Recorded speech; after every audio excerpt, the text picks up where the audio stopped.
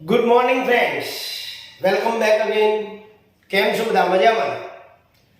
દોસ્તો, હવે તો બસ ગણતરીના દિવસો બાકી રહ્યા છે અને આ પારીના પહેલે પારની તૈયારી ચાલુ છે તમારી બોર્ડની એક્ઝામની.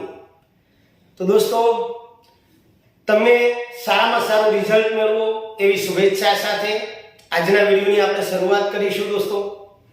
દોસ્તો આજના વિડીયોની અંદર આપણે સામાજિક વિજ્ઞાન ધોરણ 10 જેમાં વિભાગ એની અંદર જે તમારે એક વાક્યના જવાબો આવે છે, 4 પ્રશ્નોના જવાબ પૂછવામાં આવે છે, એની આપણે ચર્ચા કરીશું. દોસ્તો, આજે આપણે બોર્ડની એક્ઝામમાં મહત્તમ પૂછાવાની શક્યતાવાળા એવા એક વાક્યના પ્રશ્નોની ચર્ચા કરવા જઈ રહ્યા છીએ. તો દોસ્તો, વિડીયોને સ્કીપ કર્યા વગર અંત સુધી જુઓ. જરૂર પડે ત્યાં સ્ક્રીનશોટ પાડી લો અને જોડે જોડે તૈયાર પણ કરી લો. 100% આપને ફાયદો થશે જ, એની ગેરંટી છે. તો શરૂઆત કરીએ દોસ્તો. સાથે જો આપને અમારું કામ ગમે તો વિડીયોને લાઈક જરૂર કરજો દોસ્તો, જેથી અમને મોટિવેશન મળે અને તમારા મિત્ર વર્તુળની અંદર પણ એને શેર કરો, જેથી વધુમાં વધુ વિદ્યાર્થીઓ એનો લાભ લઈ શકે અને સારામાં સારી તૈયારી કરી શકે. તો શરૂઆત કરીએ દોસ્તો આપણે આજના વિડીયોની. ચાલો મિત્રો, તો શરૂઆત કરીએ આપણે ટૂંકા પ્રશ્નોની, એક વાક્યના જવાબોની, જેની અંદર દોસ્તો તમારે વિભાગ એની અંદર સેક્શન એની અંદર તમારે 21 થી 24 નંબરના જે પ્રશ્નો છે એ એક વાક્યના જવાબો પૂછાવાના છે અને એ 14મો પાઠ અને 15મા પાઠમાંથી પૂછાશે. તો બરોબર ધ્યાન રાખજો, ખૂબ જ અગત્યના પ્રશ્નો છે અને ખૂબ જ સારા પેપરોમાંથી સિલેક્ટ કરીને ચોઈસ કરીને મૂકેલા છે. તો તૈયાર કરી લેજો દોસ્તો, તો તમારા રિઝલ્ટની અંદર ઘણો બધો ફેર પડી જશે. તો શરૂઆત કરીએ આપણે પહેલા પ્રશ્નની, કે જેમાં આપણને આપેલું છે કે ભાઈ ગુજરાત જે છે એ ગુજરાતનો દરિયા કિનારો કેટલા કિલોમીટર લાંબો છે? ગુજરાત રાજ્યનો દરિયા કિનારો કેટલા કિલોમીટર લાંબો છે? તો દોસ્તો એનો જવાબ આવશે 1600 કિલોમીટર. ગુજરાત રાજ્યનો દરિયા કિનારો 1600 કિલોમીટર લાંબો છે. ત્યાર પછી બીજો પ્રશ્ન છે દોસ્તો કે એવરેસ્ટ આરોહણ સમયે સામાન ઉંચકવાનું કામ કોણ કરે છે? એવરેસ્ટનું ચઢાણ કરતા હોય ત્યારે એનું સામાન ઉંચકવાનું કામ કોણ કરે? કયા પ્રકારના લોકો કરે? ખાલી જગ્યામાં પણ પૂછી શકે. તો એનો જવાબ આવશે દોસ્તો ભોટિયા લોકો. એવરેસ્ટ આરોહણ સમયે સામાન ઉંચકવાનું કામ ભોટિયા લોકો કરે છે. ત્યાર પછી ત્રીજા નંબરનો પ્રશ્ન છે મિત્રો કે આર્થિક વિકાસનો ખ્યાલ કેવો છે? તો દોસ્તો આર્થિક વિકાસનો ખ્યાલ જે છે ગુણાત્મક છે. આર્થિક વિકાસનો ખ્યાલ એ ગુણાત્મક છે. 4 નંબરનો પ્રશ્ન મિત્રો કે કઈ પદ્ધતિમાં ખાનગી અને જાહેર સાહસ આ બંનેનું સહઅસ્તિત્વ સ્વીકારવામાં આવ્યું છે? ખાનગી અને જાહેર સાહસનું સહઅસ્તિત્વ સ્વીકારવામાં આવ્યું છે. તો દોસ્તો એવું છે મિશ્ર અર્થતંત્ર. મિશ્ર અર્થતંત્રની અંદર, મિશ્ર અર્થતંત્ર નામની બજાર પદ્ધતિની અંદર જાહેર અને ખાનગી સાહસનું સહઅસ્તિત્વ સ્વીકારવામાં આવ્યું છે. ઓકે, ત્યાર પછી આપણે આગળ નંબરનો પ્રશ્ન જોઈએ, 5 નંબર, કે જેમાં આપણને આપેલું છે કે ગુજરાતમાં કયો રાષ્ટ્રીય ધોરીમાર્ગ પસાર થાય છે? તો દોસ્તો ગુજરાતમાંથી રાષ્ટ્રીય ધોરીમાર્ગ નંબર 48 પસાર થાય છે. કયા કારણે ઈમેલ, ઈ-કોમર્સ અને મુદ્રાની લેવડ-દેવડ ઝડપી બન્યા છે? તો દોસ્તો એવું વસ્તુ છે ઇન્ટરનેટ. ઇન્ટરનેટના કારણે ઈમેલ, ઈ-કોમર્સ અને મુદ્રાની લેવડ-દેવડ ઝડપી બન્યા છે. આર્થિક પ્રવૃત્તિ એટલે શું? દોસ્તો આર્થિક પ્રવૃત્તિ એટલે આપણે આવક મેળવવા કે ખર્ચ કરવાના હેતુથી, આવક મેળવવા માટે કે ખર્ચ કરવાના હેતુથી જે પ્રવૃત્તિ આપણે કરીએ છીએ એને આર્થિક પ્રવૃત્તિ કહેવામાં આવે છે. ત્યાર પછી દોસ્તો માથાદીઠ આવક કોને કહેવાય? તમને ખ્યાલ જ છે માથાદીઠ આવક કોને કહેવાય? તો દોસ્તો દેશની જે કુલ રાષ્ટ્રીય આવક છે, દેશની કુલ રાષ્ટ્રીય આવકને દેશની કુલ વસ્તી વડે ભાગવાથી જે પ્રાપ્ત થાય એ આવકને માથાદીઠ આવક કહેવામાં આવે છે. ઓકે, 9 નંબરનો પ્રશ્ન, ભારતમાં સૌથી લાંબો રાષ્ટ્રીય ધોરીમાર્ગ કયો છે? તો દોસ્તો ભારતની અંદર સૌથી લાંબો રાષ્ટ્રીય ધોરીમાર્ગ નંબર 44 છે. યાદ રાખજો, ભારતનો સૌથી લાંબો રાષ્ટ્રીય ધોરીમાર્ગ કયો છે? 44. ત્યાર પછી 10 નંબરનો પ્રશ્ન છે દોસ્તો કે રાષ્ટ્રીય ધોરીમાર્ગ નિર્માણની જવાબદારી કોની? એનું સમારકામ કરવાનું, નવા રાષ્ટ્રીય ધોરીમાર્ગ બનાવવાનું, નિર્માણ કરવાની જવાબદારી કોની? તો કેન્દ્ર સરકારની છે. ત્યાર પછી 11 નંબરનો પ્રશ્ન છે કે સમાજવાદી પદ્ધતિમાં કેન્દ્ર સ્થાને શું હોય? સમાજવાદી પદ્ધતિમાં કેન્દ્ર સ્થાને સમાજનું કલ્યાણ રહેલું હોય. સમાજવાદી પદ્ધતિમાં કેન્દ્ર સ્થાને સમાજનું કલ્યાણ હોય. ત્યાર પછી 12 નંબરનો પ્રશ્ન છે જેને જુદી રીતે પૂછવામાં આવ્યો છે કે ભાઈ મિશ્ર અર્થતંત્ર એટલે શું? તો બજારવાદી પદ્ધતિ અને સમાજવાદી પદ્ધતિની કેટલીક સારી બાબતોનો સુમેળ કરીને જે નવી પદ્ધતિ અસ્તિત્વમાં આવી છે એને દોસ્તો મિશ્ર અર્થતંત્ર કહેવામાં આવે છે. બધા જ પ્રશ્નોને પાકા કરી લેજો દોસ્તો, તમને 100% 4 પ્રશ્નો મળી રહેશે. તો દોસ્તો 17 નંબરનો પ્રશ્ન છે કે ગુજરાતનું સૌથી મોટું બંદર. ગુજરાતનું સૌથી મોટું બંદર તમને ખ્યાલ છે ને? ગુજરાતનું સૌથી મોટું બંદર છે કંડલા. ત્યાર પછી 18 નંબરનો પ્રશ્ન કે ગુજરાતનું સૌથી મોટું રેલવે જંકશન કયા શહેરમાં આવેલું છે? તો ગુજરાતનું સૌથી મોટું રેલવે જંકશન એ અમદાવાદ શહેરની અંદર આવેલું છે. ત્યાર પછી 19 નંબરનો પ્રશ્ન પૂછાય એવો પ્રશ્ન કે ઉત્પાદનના સાધનો કયા કયા છે? તો દોસ્તો ઉત્પાદનના 4 સાધનો યાદ રાખજો: જમીન, મૂડી, શ્રમ અને નિયોજન. આ 4 સાધનો એ ઉત્પાદનના સાધનો છે. 20 નંબરનો પ્રશ્ન છે દોસ્તો કે સમાજવાદી પદ્ધતિ કયા દેશોમાં કાર્યરત છે? તો સમાજવાદી પદ્ધતિ દોસ્તો એક રશિયા અને એક ચીન. યાદ રાખજો, સમાજવાદી પદ્ધતિ એ રશિયા અને ચીન આ બંને દેશોમાં કાર્યરત છે. 21 નંબરનો પ્રશ્ન છે દોસ્તોનો જવાબ કદાચ તમારો દેખાતો નહીં હોય, સ્ક્રીન ઉપર હું બોલીશ. સંચાર ક્ષેત્રમાં વિકાસ કોને કહેવાય? તો સંચાર ક્ષેત્રમાં નહીં, સંચાર ક્ષેત્રનો વિકાસ કોને કહેવાય? તો સંચાર ક્ષેત્રનો વિકાસ કોને આભારી છે? તો સંચાર ક્ષેત્રનો વિકાસ દોસ્તો વિજ્ઞાન અને ટેકનોલોજીને આભારી છે. સંચાર ક્ષેત્રનો વિકાસ એ વિજ્ઞાન અને ટેકનોલોજીને આભારી છે. ચાલો દોસ્તો 22 નંબરના પ્રશ્નની વાત કરીએ આપણે. તો આંતરરાષ્ટ્રીય વેપાર કોને કહેવાય? આવડે છે? આંતરરાષ્ટ્રીય વેપાર. અત્યારે તો મોટાભાગના વિદ્યાર્થીઓને બધી તૈયારી થઈ ગઈ હશે, પરંતુ એ બધા મોસ્ટ આઈએમપી પ્રશ્નો એને તૈયાર કરી લેવાના, એની ઉપર ફોકસ વધારે કરવાનું છે. તો આંતરરાષ્ટ્રીય વેપાર કોને કહેવાય? તો વિશ્વના જુદા જુદા દેશો વચ્ચે થતા વેપારને આંતરરાષ્ટ્રીય વેપાર કહેવામાં આવે છે. વિશ્વના જુદા જુદા દેશો વચ્ચે જે વેપાર થાય એને, અને દેશના જુદા જુદા રાજ્ય કે પ્રદેશો વચ્ચે જે વેપાર થાય એને આંતરિક વેપાર કહેવાય. ત્યાર પછી વિકાસશીલ દેશોમાં અર્થતંત્રનું સ્વરૂપ કેવું પ્રવર્તે છે? ભારત જેવા વિકાસશીલ દેશની વાત કરીએ તો વિકાસશીલ દેશોની અંદર અર્થતંત્રનું સ્વરૂપ કેવું હોય? તો દોસ્તો દ્વિમુખી. યાદ રાખજો. ત્યાર પછી ફરી આવે દોસ્તો રાષ્ટ્રીય આવક એટલે શું? તો દેશની કુલ આવકને દેશની કુલ વસ્તી વડે આપણે ભાગીએ. સોરી માથાદીઠ આવક નથી, રાષ્ટ્રીય આવક છે. તો આપણા દેશની જે કુલ આવક હોય, આપણા દેશની કુલ આવકને આપણે રાષ્ટ્રીય આવક કહીએ છીએ.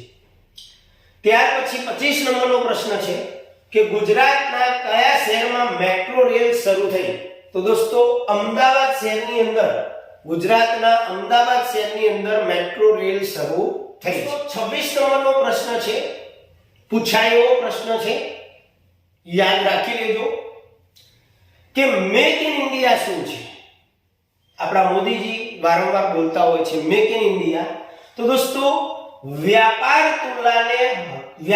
તુલા જે છે હકારાત્મક બને એ માટે મેક ઇન ઇન્ડિયા પ્રોજેક્ટ શરૂ કર્યો છે, અને જેનાથી જેનો હેતુ શું છે? તો આયાત આપણી ઓછી થાય અને નિકાસ, અહીંયા ભૂલ છે, નિકાસ વધારવાનો હેતુ છે. અહીંયા નિકાસ આવશે દોસ્તો, ટાઈપિંગ મિસ્ટેક છે થોડી. નિકાસ વધારવાની, આયાત ઘટે અને નિકાસ વધે, એ એનો મુખ્ય ધ્યેય છે મેક ઇન ઇન્ડિયાનો. ભારતની વસ્તુ ભારતમાં જ બને. ત્યાર પછી વિકાસશીલ દેશોમાં વસ્તી વૃદ્ધિનો દર કેટલા ટકાથી વધુ હોય? વિકાસશીલ દેશોની અંદર વસ્તી વૃદ્ધિનો દર કેટલા ટકાથી વધુ હોય દોસ્તો? તો એનો જવાબ આવશે 2% વધારે. ત્યાર પછી 28 નંબરનો પ્રશ્ન કે બજાર પદ્ધતિને બીજા કયા નામે ઓળખવામાં આવે છે? તો દોસ્તો બજાર પદ્ધતિને મૂડીવાદી પદ્ધતિ તરીકે ઓળખવામાં આવે છે. બજાર પદ્ધતિને કયા નામે ઓળખવામાં આવે? તો મૂડીવાદી પદ્ધતિ. ત્યાર પછી નેશનલ NH44 માઇલસ્ટોન કયો સડક માર્ગ દર્શાવે? જો કોઈ માઇલસ્ટોન ઉપર આવું લખેલું હોય NH44 તો એ કયો સડક માર્ગ દર્શાવે? દોસ્તો N એટલે નેશનલ હાઈવે મતલબ રાષ્ટ્રીય ધોરીમાર્ગ દર્શાવે છે. રેડી? ચાલો ત્યારે પ્રશ્ન નંબર 30 ની અંદર જઈએ. આ બી ઘણો અગત્યનો પ્રશ્ન છે કે ONGC અને રાજ્ય સરકારને હેલિકોપ્ટર સેવા આપતી સંસ્થાનું નામ જણાવો. ONGC અને રાજ્ય સરકારને હેલિકોપ્ટર સેવા કોણ આપે છે? તો દોસ્તો પવનહંસ નામની જે સંસ્થા છે તે હેલિકોપ્ટરની સેવા આપે છે. ત્યાર પછી કયા દેશોએ મિશ્ર અર્થતંત્ર અપનાવ્યું છે? તો એના બે નામ યાદ રાખજો દોસ્તો, એક ભારત અને એક ફ્રાન્સ. આ બંને દેશોએ મિશ્ર અર્થતંત્ર અપનાવ્યું છે. ચાલો આગળ વધીએ દોસ્તો. નવગણ કૂવો ક્યાં આવેલો છે? યાદ છે ને નવગણ કૂવો?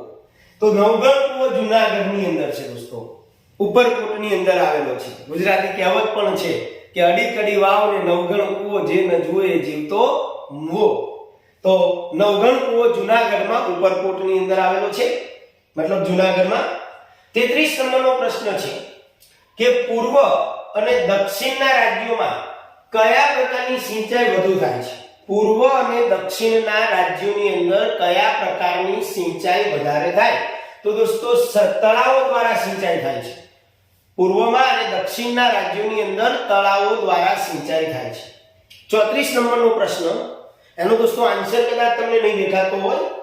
જળ એ વ્યક્તિગત સંપત્તિ છે કે રાષ્ટ્રીય સંપત્તિ? દોસ્તો પાણી, જળ એ રાષ્ટ્રીય સંપત્તિ છે, યાદ રાખજો. બરોબર? આની PDF પણ તમને ટેલિગ્રામ ચેનલ ઉપર મળી જશે દોસ્તો, જેથી આપ ત્યાં જઈને રીડિંગ કરી શકો અને YouTube ઉપર તમને આ દરેકે દરેક પ્રશ્નો મળતા રહેશે. જો આપ અમારી ચેનલ પર નવા હો તો એને લાઈક જરૂર કરજો દોસ્તો, જેથી અમને થોડું મોટિવેશન મળે અને અમે તમારા માટે પરીક્ષા લક્ષી ઘણું બધું જ્ઞાન તમને પીરસતા રહીએ બોર્ડના છેલ્લા પેપર સુધી. આગળ વધીએ દોસ્તો. 35 નંબરનો પ્રશ્ન છે કે બજાર પદ્ધતિમાં આર્થિક નિર્ણયો શેના આધારે લેવામાં આવે છે? બજાર પદ્ધતિની અંદર આર્થિક નિર્ણય શેના આધારે લેવામાં આવે છે? તો દોસ્તો ભાવતંત્રના આધારે લેવામાં આવે. બજાર તંત્રની અંદર આર્થિક નિર્ણયો ભાવતંત્રના આધારે લેવાય. ત્યાર પછી 36 નંબરનો પ્રશ્ન છે પ્રાકૃતિક અસંતુલન માટે સૌથી વધુ કારણભૂત શું છે? તો જંગલોનો વિનાશ. યાદ રાખો, પ્રાકૃતિક અસંતુલન માટે જંગલોનો વિનાશ જવાબદાર છે. તાંબામાં કલાઈ ઉમેરવાથી કઈ ધાતુ બને? તાંબાની અંદર કલાઈ ઉમેરીએ તો કાંસુ બને દોસ્તો. ત્યાર પછી 38 નંબરનો પ્રશ્ન છે કઈ પદ્ધતિને મુક્ત અર્થતંત્ર તરીકે પણ ઓળખવામાં આવે છે? તો દોસ્તો બજાર પદ્ધતિ જે છે એને મુક્ત અર્થતંત્ર તરીકે ઓળખવામાં આવે છે. અને હજારો પંડિત કુટુંબો પોતાનું કયું વતન છોડી શરણાર્થી તરીકે જીવી રહ્યા છે? કદાચ જવાબ ન દેખાતો હોય તો દોસ્તો કાશ્મીરની અંદર રહેલા પંડિતો એ કાશ્મીર છોડી દીધું છે, એટલે જવાબ આવશે દોસ્તો કાશ્મીર. ત્યાર પછી આગળ વધીએ દોસ્તો. 40 નંબરનો પ્રશ્ન કચ્છ ખાતે કયો ઉત્સવ ઉજવાય છે? કચ્છની અંદર રણોત્સવ ઉજવાય, તો કચ્છની અંદર રણોત્સવ ઉજવાય છે. ત્યાર પછી બધી કલાઓનો સમન્વય કઈ કલામાં થાય? હવે દોસ્તો આમ જોવા જઈએ તો 14મા અને 15મા પાઠમાં જવાબ નહીં આવે, પણ થોડો અગત્યનો હતો અને એક બે પેપરમાં હતો એટલે આપણે લીધો છે કે બધી કલાઓનો સમન્વય નાટ્ય કલાની અંદર છે. નાટ્ય કલા, બરોબર. ભરત મુનિએ કીધું છે કે એવી કોઈ કલા નથી કે જેની અંદર આગળ 42 નંબરનો પ્રશ્ન. ગુજરાતની સૌથી મહત્વની બહુહેતુક યોજના સરદાર સરોવર યોજના. ગુજરાતની સૌથી મહત્વની યોજનાનું નામ છે દોસ્તો સરદાર સરોવર. કઈ પદ્ધતિમાં મહત્તમ ઉત્પાદન હાંસલ કરી શકાય છે? તો દોસ્તો બજાર પદ્ધતિની અંદર મહત્તમ ઉત્પાદન હાંસલ કરી શકાય છે. ચાલો દોસ્તો આગળ વધીએ આપણે. તો 44 નંબરનો પ્રશ્ન છે આપણો કે એક વેપારી કરાચીથી ડુંગળી કલકત્તા મંગાવે છે, તો આ કયા પ્રકારની વ્યાપાર પ્રણાલી કહી શકાય? દોસ્તો કરાચીથી ડુંગળી કલકત્તા મંગાવે છે. કરાચી એ અલગ દેશમાં આવેલું છે પાકિસ્તાનની અંદર, અને કલકત્તા ભારતમાં, એટલે બે દેશ વચ્ચેનો વેપાર થયો, તો એને આંતરરાષ્ટ્રીય પ્રણાલી કહેવામાં આવે. ત્યાર પછી વાસ્તુશાસ્ત્રના પ્રણેતાના નામ આપો. તો કે બ્રહ્મા, નારદ, બૃહસ્પતિ, ભૃગુ, વશિષ્ઠ અને વિશ્વકર્મા. ત્યાર પછી લોથલની અંદર વાહન લંગારવા માટે શું બાંધવામાં આવતું હતું? તો દોસ્તો લોથલની અંદર વાહન લંગારવા માટે ધક્કો બાંધવામાં આવતો હતો અથવા ગોદી કહેવાય. વ્યાપાર તુલા હકારાત્મક બને તે માટે સરકારે કયો પ્રોજેક્ટ શરૂ કર્યો છે? Make in India. બરોબર, યાદ રાખજો, મેક ઇન ઇન્ડિયા. ત્યાર પછી દોસ્તો આગળ જઈએ કે લોખંડના મુખ્ય પ્રાપ્તિ સ્થાનો જણાવો. કઈ કઈ જગ્યાએથી આપણને લોખંડ મળે છે? તો દોસ્તો લોખંડના પ્રાપ્તિ સ્થાનો છે એમાં સૌથી વધુ લોખંડ દોસ્તો કર્ણાટક રાજ્યમાંથી મળી આવે છે. ત્યાર પછી એ સિવાય ઓડિશા, ઝારખંડ આવશે, છત્તીસગઢ, આંધ્રપ્રદેશ, ગોવા, રાજસ્થાન, તમિલનાડુ, મધ્યપ્રદેશ અને ઉત્તર પ્રદેશ. આટલી જગ્યાએથી આપણને લોખંડ પ્રાપ્ત થાય છે. ફરી પ્રશ્ન આવ્યો છે દોસ્તો, એટલે અગત્યનો છે. વિકાસશીલ દેશોમાં અર્થતંત્રનું સ્વરૂપ કેવું હોય? તો દ્વિમુખી. ત્યાર પછી ગુજરાતમાં રજ્જુ માર્ગ કયા સ્થળોએ આવેલા છે? તો દોસ્તો ગુજરાતની અંદર રજ્જુ માર્ગ એ પાવાગઢ, સાપુતારા, અંબાજી અને ગિરનારની અંદર પણ અત્યારે બની રહેલા છે, જૂનાગઢમાં. ત્યાર પછી પર્વતીય જમીન સમજાવો. કદાચ જવાબ ન દેખાતો હું બોલું છું. પર્વતીય જમીન તો તે હિમાલયની ખીણો અને ઢોળાવોના ક્ષેત્રમાં 2700 મીટરથી 3000 મીટર સુધીની ઊંચાઈ ઉપર જોવા મળે. એનું જે સ્તર હોય છે એ પાતળું હોય છે અને અપરિપક્વ હોય છે. ઓકે દોસ્તો, ત્યાર પછી આપણે આગળ વધીએ. 52 નંબરનો પ્રશ્ન છે કે શ્રીમદ ભગવદ ગીતામાં કયા દાર્શનિક સિદ્ધાંતોનું વિવેચન છે? તો દોસ્તો શ્રીમદ ભગવદ ગીતાની અંદર મોક્ષ પ્રાપ્તિના 3 જ્ઞાન, કર્મ અને ભક્તિ માર્ગ, આ ત્રણેયનું વિવેચન છે. ત્યાર પછી 53 નંબરનો પ્રશ્ન છે કે ભારતીય ચલણ નું મૂલ્ય ની ₹500 ની જે નોટ છે આપણા ત્યાં, એ 500 ની નોટ ઉપર અંકિત ચિત્ર કયું છે અને તે ક્યાં આવેલું છે? તો દોસ્તો 500 ની નોટ ઉપર જે ચિત્ર છે લાલ કિલ્લાનું છે અને લાલ કિલ્લો આવેલો છે દિલ્હીની અંદર. 54 નંબરનો પ્રશ્ન, પહેલાના જમાનામાં સંદેશા વ્યવહાર કેવી રીતે થતા? તો દોસ્તો પહેલાના સમયમાં સંદેશા વ્યવહાર ઢોલ વગાડીને, ધુમાડો ઉત્પન્ન કરીને અથવા તો કબૂતર અને પક્ષીઓ દ્વારા કરવામાં આવતા હતા. 55 નંબરનો પ્રશ્ન, કયા મસાલાના ઉત્પાદનમાં ગુજરાત વિશ્વમાં પ્રથમ સ્થાને છે?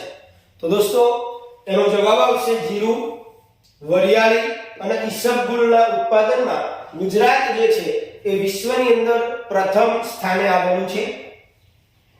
આગળ વધીએ મિત્રો. 56 નંબરનો પ્રશ્ન, ભારતની રાષ્ટ્ર મુદ્રામાં કયા પ્રાણીઓ દર્શાવાયેલા છે? તો દોસ્તો ભારતની રાષ્ટ્ર મુદ્રામાં 4 સિંહ, ઘોડો, હાથી અને બળદ દર્શાવાયેલા છે. 57 નંબરનો પ્રશ્ન, અમેરિકા અને જાપાનમાં કઈ આર્થિક પદ્ધતિ જોવા મળે છે? તો દોસ્તો અમેરિકા અને જાપાનની અંદર પૂછાયેલો એવો પ્રશ્ન છે, યાદ રાખી લેજો કે અમેરિકા અને જાપાનની અંદર બજાર પદ્ધતિ જોવા મળે છે. વ્યક્તિગત સંચાર તંત્રના અસરકારક સાધનો કયા છે? તો વ્યક્તિગત સંચાર તંત્રના અસરકારક સાધનોમાં એક ઇન્ટરનેટ અને એક સ્માર્ટફોન છે. 59મો પ્રશ્ન છે કે ભારતમાં કયા કયા જળ પ્લાવિત ક્ષેત્રમાં મિસ્ટેક છે દોસ્તો યાયાવર પક્ષીઓ શિયાળો ગાળવા માટે આવે છે? તો દોસ્તો રાજસ્થાનની અંદર આવેલું કેવલાદેવ રાષ્ટ્રીય ઉદ્યાન, ભારતમાં પૂર અને ગુજરાતના નર સરોવરની અંદર યાયાવર પક્ષીઓ શિયાળો ગાળવા માટે આવે છે. ત્યાર પછી આગળ વધીએ કે હડપ્પાના લોકો માટીના વાસણો પર કઈ ભાત પાડતા હતા? તો દોસ્તો ફૂલ છોડની અને ભૌમિતિક આકાર બનાવતા હતા. અને 61 નંબરનો પ્રશ્ન છે કે મિશ્ર અર્થતંત્રમાં કયા ક્ષેત્રની માલિકી જાહેર ક્ષેત્ર હસ્તક હોય છે? તો દોસ્તો મિશ્ર અર્થતંત્રની અંદર જાહેર ક્ષેત્ર હસ્તક જે વસ્તુઓ છે એમાં ભારે ઉદ્યોગો, સંરક્ષણ સામગ્રીના કારખાના, રેલવે, વીજળી, રસ્તાઓ, સિંચાઈ વગેરે જે ચાવીરૂપ ક્ષેત્રો છે એની માલિકી જાહેર ક્ષેત્રની હસ્તક હોય છે. તો દોસ્તો અગત્યના 61 પ્રશ્નો બનાવેલા છે. આ સિવાય પણ 14મા અને 15મા પાઠમાંથી અગત્યના પ્રશ્નોને તૈયાર કરી લેવા. આ મહત્તમ જુદા જુદા પેપરોમાં પૂછાયેલા પ્રશ્નો છે દોસ્તો. જો આપને અમારું કામ ગમે તો વિડીયોને લાઈક અને શેર જરૂર કરજો દોસ્તો, અને તમારા મિત્ર વર્તુળમાં પણ આને શેર કરજો જેથી વધુમાં વધુ વિદ્યાર્થીઓનો લાભ લઈ શકે અને તૈયાર કરતા રહેજો.